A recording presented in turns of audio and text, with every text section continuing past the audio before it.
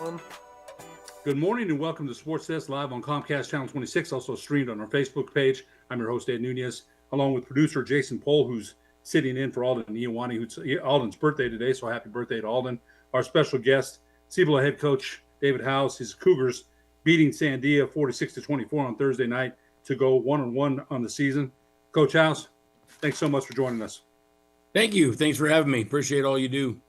You know, Coach, the first game against Albuquerque High could have gone either way, 24-21, a tough loss for the Cougars. But I watched a little bit of this game. Sebastian Noel had the call on Thursday night, and I was impressed, man. I thought you ran the ball well. Hayes Baum, big game for the Cougars, rushing for about 100 yards, 4 touchdowns. He overcame a pick six he threw in the first half. That Sandia is up 18-10, and I thought you ran the ball really well when you needed to. Tell us about your analysis of the game. Well, I would correct you when it says that Hayes overcame a pick six. Oh, 50 guys that are out there overcame a pick six. But that defense stepped up and offense stepped up. And if you looked at the game the week prior, we got into a 4-minute offense situation against Albuquerque High.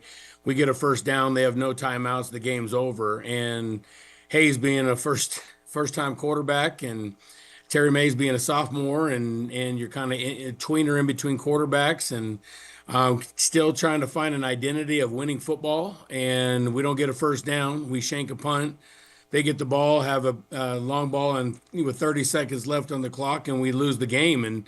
And to go from that to the following week when we get, or the next week, and we get down 8. I mean, they could have checked it in. I mean, you look at the last 2 years when they got into a precarious situation or some adversity, they'd check it in and they would panic. And so the week prior, playing not to lose versus playing to win, to the next week of playing to win, showed and taught a lot of very valuable lessons. And I'm a big believer that you learn from failure. And I think this whole team learned from failure last week, including the coaching staff, and we played better the following week.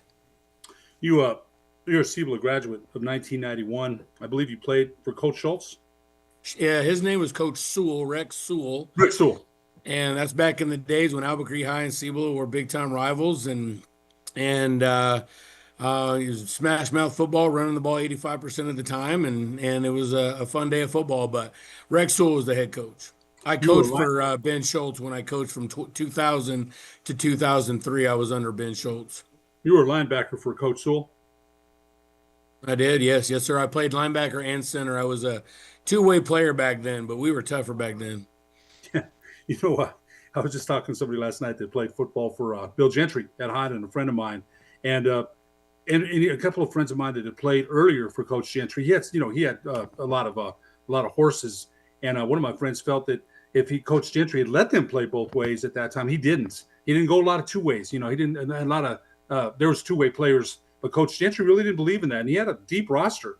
A couple of my friends felt that if he had let them play two ways, they might have done better. And Coach Gentry, as you know, had a great football program at Highland. Lightly, yeah.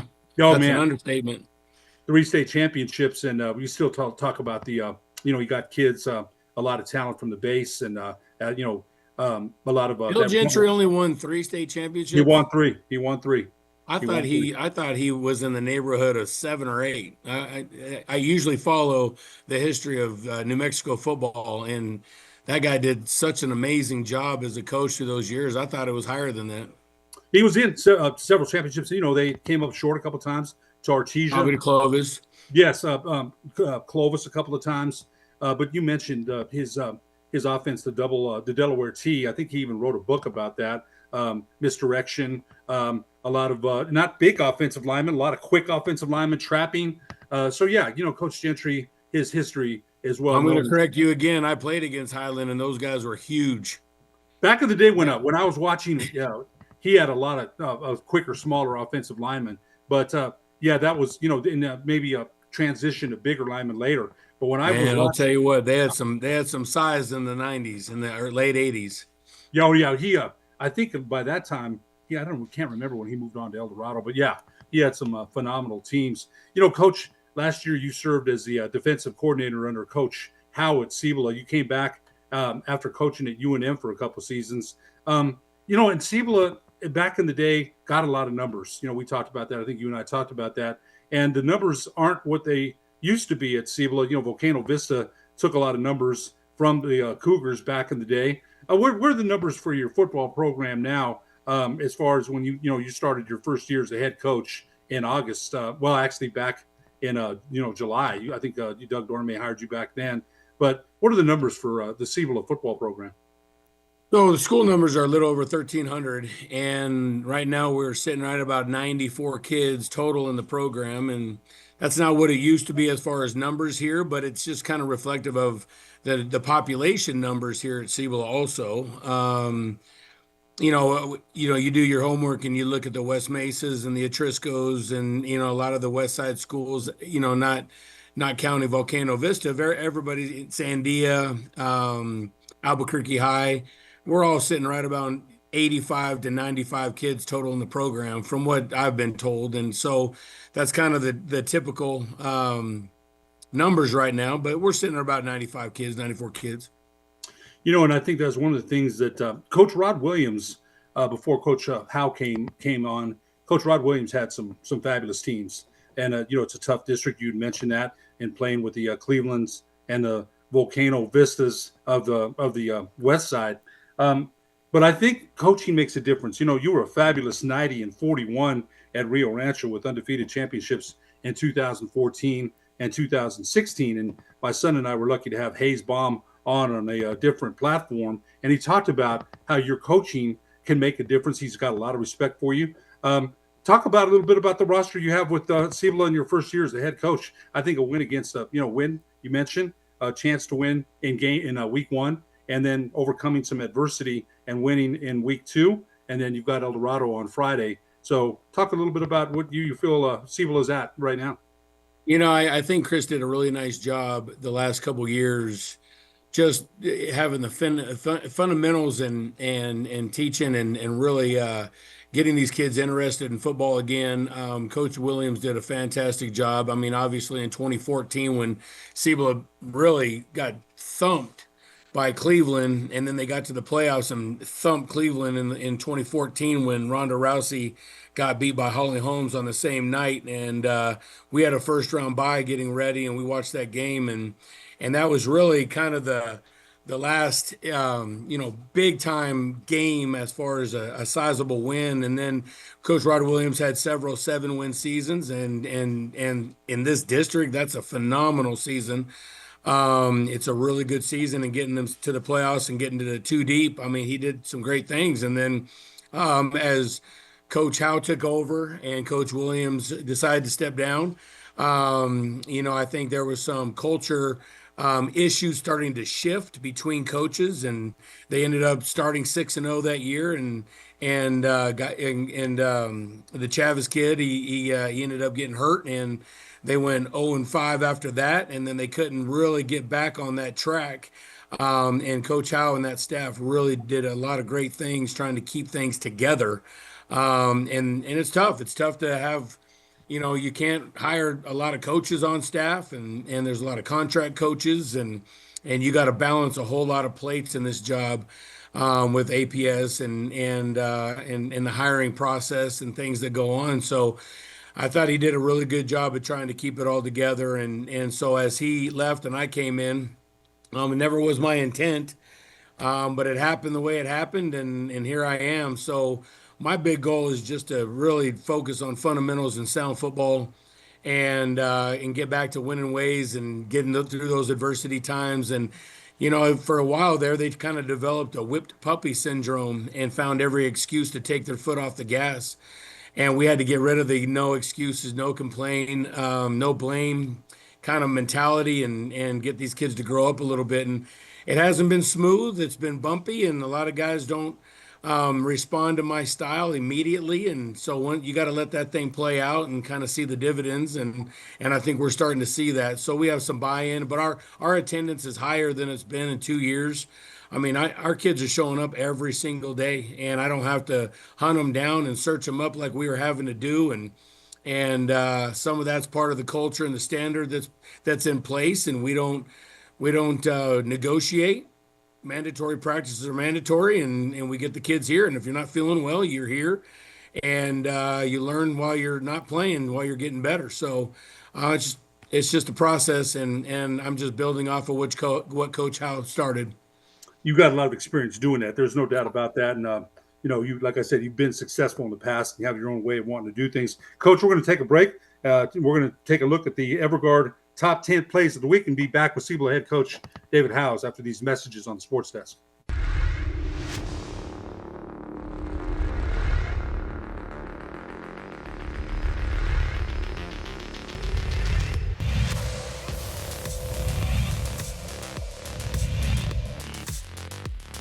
Jaramillo takes the shotgun snap, finds Gonzalez again. Gonzalez with some space in the turf, makes a guy miss, makes another one miss, and he's in for 6.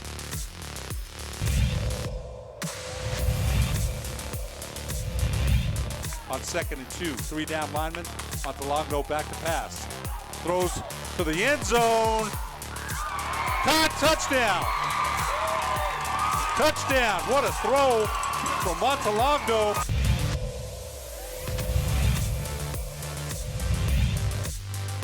Spear Cook, handoff bounce. No, he holds on to it. Oh, look at this, breaks away. Watch out, it's a foot race. Coming on the edge, is they gonna catch him? Touchdown, Spirit Cook.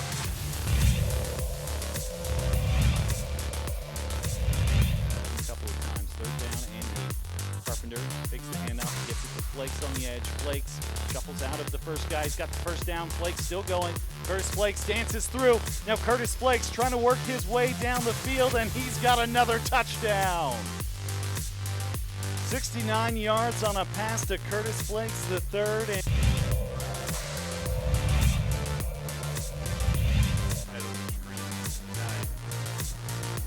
Evans loading up. Oh, he's wide open in space. Can he drop it in the bucket again? Yes. And Moorhead's going to hit the turbo button down the sideline, and nobody's going to catch him. 88-yard bomb to Jahari Moorhead.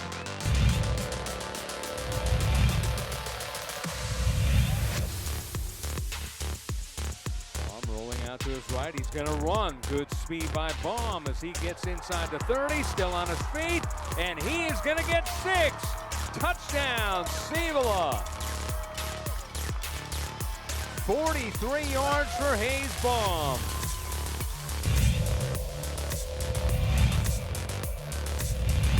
They hand it to Zach. He's an Eagles fan from thick and thin. He's there when they're at their worst and their best.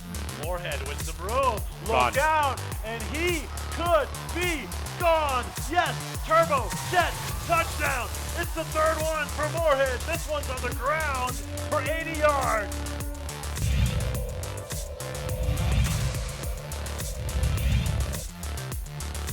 ball. He will hand it off to Herschel Holloway Jr. Holloway Jr. works his way to the outside. Holloway Jr. gets the edge. He's got a first down and more. Holloway Jr. is off to the races. And it is a 70-yard touchdown to start the day and start the season for Herschel Holloway Jr.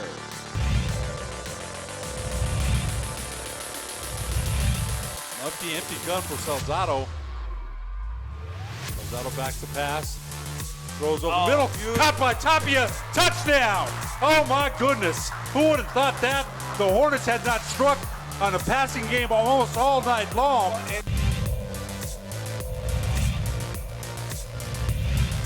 21-17. And Martin back to pass. He's got time. He's going to flip it over the middle. That's a catch. And still on his feet, breaking free and scoring. Touchdown, Albuquerque High.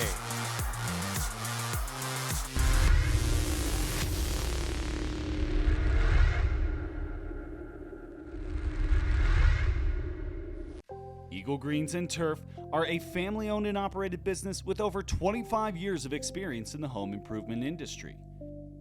They are your exclusive dealer of celebrity green, synthetic putting greens, and artificial turf. They also have artificial turf that is specifically designed for your pets. Eagle Greens and Turf are proud sponsors of Pro-V Networks and can make your lawn green all year long at 505-273-2744. Welcome back to the Sports Desk live on Comcast Channel 26, also streamed on our Facebook page. I'm your host, Ed Nunez. Our special guest today, Cibola head coach David Howes, is Cougars victorious in week 2, 46-24 against Sandia, and they've got El Dorado up this week. And Coach, we took a look at the top 10, and Jahari Moorhead was 3 of those plays. We're going to have Jahari. He was 2 of them, but I'm not counting. No, he's 2 of them, but he scored 4 times. He did. And, he's your opponent this week. But you mentioned El Dorado's whole team is your opponent, and you're right. But that kid, 9 for 256, 9 catches for 256 yards and 4 touchdowns. And he's and I talked to him last night. I said, hey, I'll tell you one thing, man. Coach House, he's going to have a plan, for everybody. But he a standout game for him, almost breaking the record of Aaron Molina for Valley, who had 351 yards of receiving, but he had a good game. He had a great game. They use him in the screen game really well, and they create vertical ISOs and do a lot of stuff with him. So we know we're going to have to pay attention to him for sure. Coach, one of the things that you mentioned in the first part of our show was just culture, changing attitude. And again, you've got extensive experience. You also coached at the University of New Mexico with head coach Danny Gonzalez, who's now at Arizona, I believe. I thought Coach Gonzalez and you and Coach Ridenauer, I loved it. I was glad to see you guys there, and I wish things would have ended up a little bit different, but you've got a lot of experience in coaching at the collegiate level. It's a little bit different than coaching high school. There's still players and there's still motivational buttons you have to push. But I think mentioning what you said about the practices, the no excuses, and I think coaching you mentioned, and Hayes Baum said it too, coaching can make a huge difference. And that's the kind of culture you seem to have instilled there. And plus, it's your alma mater. How does that feel, coming back to Cibola and coaching there? Well, I've always told people after I graduated that I really regret how I played at Cibola under Coach Sewell, and I really have a lot of regrets. Just I thought if I was an individual and played like an individual and played well, then the 10 guys around me would do the same. And sometimes that can be the case, but mostly it creates an I instead of we. And I felt like I was a pretty selfish player. I felt like I could have been a much better leader. And so I've kind of spent my career after that. I just really focused on being a leader by example and not giving people outs and excuses and just insisting on people's very best every single day, like I do myself. I used all those years at Cibola and the things that were taught to me from an old school philosophy by Coach Sewell. He didn't like me very much. I had kind of a flamboyant personality, and I liked the attention, and he didn't like that style very well. And Coach Gentry actually was one of the coaches that nominated me for all city and all state, I think. And it was just, I look back and I could have been a much better teammate and a much better player for Coach Sewell. So I try to create that ever since. You've had, like we said, 25 years of coaching experience. I want to talk a little bit, and it's in the past. I understand that, but you had 2 undefeated championship teams in 2014 and 2016 at Rio Rancho. There you disappeared there for a sec. Can you talk about what those teams? I mean, those are special teams, man. Anytime you go undefeated, can you talk a little bit about that?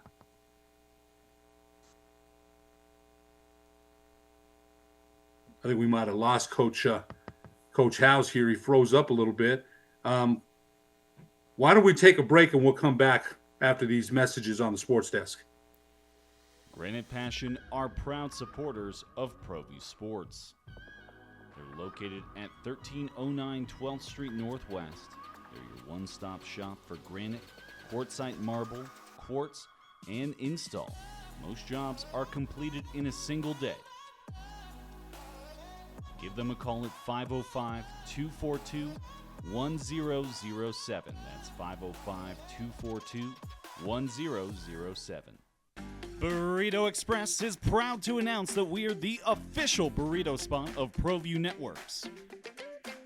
Since 1982, with 6 locations serving Albuquerque, Rio Rancho, and Roswell, the question is, red or green? Let's go to the burrito. Visit letsgototheburrito.com and order now. Hi folks, Morley Fletcher here, owner of Santa Fe Kia. You know, at Santa Fe Kia, we like the byline of Santa Fe Kia is where we treat you different. Some reasons why. I'm remodeling our facility to make it better for our customers. Our salespeople treat people with respect and the way they'd like to come and purchase a vehicle. That's why at Santa Fe Kia, it's where we treat you different. Raising Cane's invites you to grab life by the chicken fingers. So get out there. Be you. Do you. Embrace whatever makes you, you. All while enjoying Raising Cane's hand-battered cooked-to-order chicken fingers, crispy crinkle-cut fries, buttery Texas toast, and that secret recipe cane sauce that makes everything that much better. So go on. Savor the day. Raising Cane's chicken fingers. One love. Hi, my name is David Nieto. I'm the owner of Black & Silver Services. We are an HVAC contractor here in Albuquerque, and we're a proud supporter of ProView Networks. And we do sponsor a lot of kids here in Albuquerque locally, and we're hoping for a great season. And if you guys are interested for a free HVAC quote, you can call us.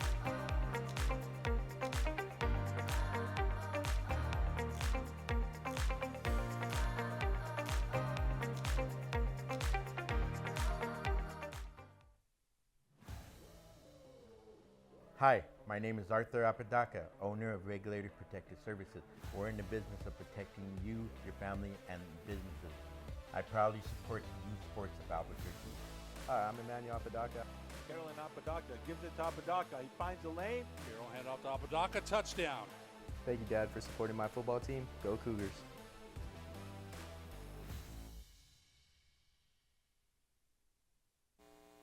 Welcome back to the Sports Desk. Had a little bit of technical difficulties. Coach, before we lost you, I'd asked you about the culture you would at Rio Rancho, 2 undefeated championships there in 2014 and 2016. Talk a little bit about those teams. It's tough to win one championship and go undefeated in both. Those are pretty special teams. And I know, again, you've moved on. You're the head coach at Cibola, but those teams are special. Talk a little bit about those teams. Those teams are the product of the teams that came before them. I mean, when I took over, we went 7-3 or 7-4 and lost to Hobbs in the playoffs. And then in 10, we had a terrible season, but Tim Foley had to step up and play quarterback, and talent wasn't quite there yet. And then by the 11 season is when we went to beat Cruces in double overtime, and then ended up playing Cleveland in the semifinals, and it was 28-28 in the fourth quarter.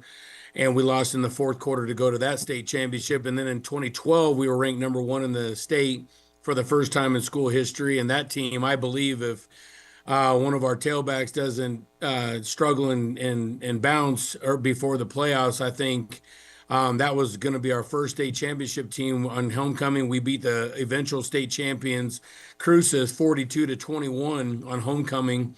And I think that was really where it was all started. And then by 13 and 14, those teams just started loading and reloading. And then that 14 year with Easton Barrera at the helm, he was just a special quarterback and obviously a special team around him with a lot of speed. And then by 16, Josh Foley and Little and that whole crew, they just kind of lived off of that. And we new quarterback, new group coming in and had a good season there and had a different type of personality, a little bit more of a run game in 16. And then 17, 18, then 19, we kind of had a mixture with Chavez at the helm and started that season 0-2 and ended up in the state championship. So I think that's just that's a culmination of a whole bunch of years before those years and stars aligning up. But we had talent. We had speed, and it's hard to screw that up as a coach. I tried, but they fixed my mistakes a lot.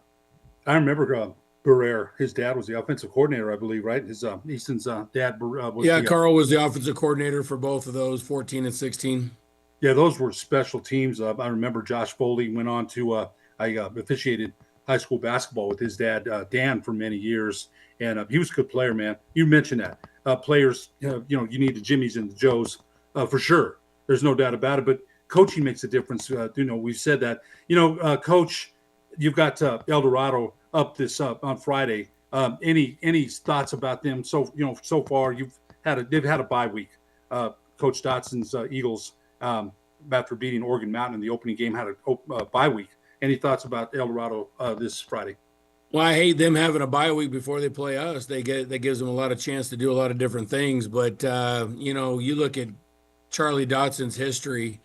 I mean, he's one of the most successful coaches in New Mexico over the last 15, 20 years, and he's an Eagle through and through. They're very well coached. And then Castillo comes back. He'd been with him for a long time, and he was in Texas for a little bit. Now he's back. So we know they're well coached. The kids are obviously well coached. They've got some juniors running around. They've got a little bit of youth about them, but they're all playing typical El Dorado football.